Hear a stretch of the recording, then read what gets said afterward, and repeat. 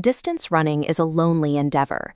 It requires thousands of hours of solitary effort, usually defined by a singular, relentless focus on the numbers clicking by on a watch. This data visualization shows how a marathon is calculated down to the second. Runners commit to months of isolated, grueling training sessions just to chase a PR, a personal record, hoping to shave a few moments off this exact timeline.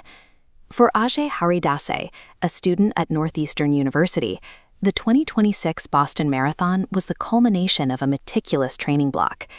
He entered the race with a rigid plan to maintain a 5:50 per mile pace. On the same day, Meredith Rosenberg was executing her own flawless race plan.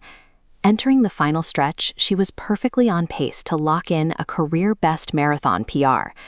The early mornings and physical sacrifices create a fragile timeline that most athletes are desperate to protect at all costs once the starting gun fires. However, hitting the wall is a biological certainty for those who push too far. Severe dehydration can trigger a total system shutdown, often occurring just fractions of a mile from the finish line. Haridase's legs gave out with only 0.2 of a mile left in the race. Despite seeing his family, massive cramping left him unable to stand. Lan Weien experienced a similar failure around mile 25. Her muscles stopped responding entirely, forcing medical staff to move in with a wheelchair. Every competitor passing these fallen runners is in the same physical agony, just seconds away from their own lifelong goals. Logically, stopping to help a stranger means throwing away months of work.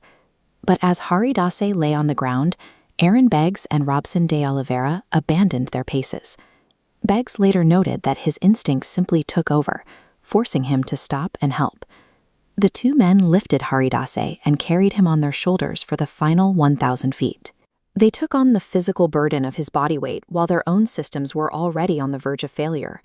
Meredith Rosenberg made the same choice for Nguyen. She gave up her chance at a PR to team up with two other racers, physically carrying Nguyen until she could scoot across the line. The exhaustion at this stage is total. These athletes wrapped in thermal blankets at the finish line are physically depleted, yet they chose to take on the extra weight of another runner.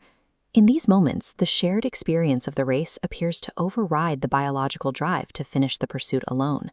This instinct for rescue persists even at the highest levels of international competition, where world titles and Olympic medals are at stake.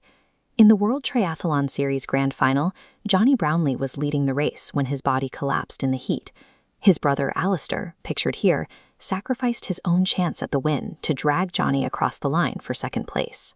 During the Rio 2016 Olympics, Nikki Hamblin, seen here in her New Zealand kit, and American Abby D'Agostino both fell during their 5,000-meter heat. They essentially gave up their Olympic races to help each other back to their feet. The cost was high. D'Agostino had to finish the race on a torn ACL.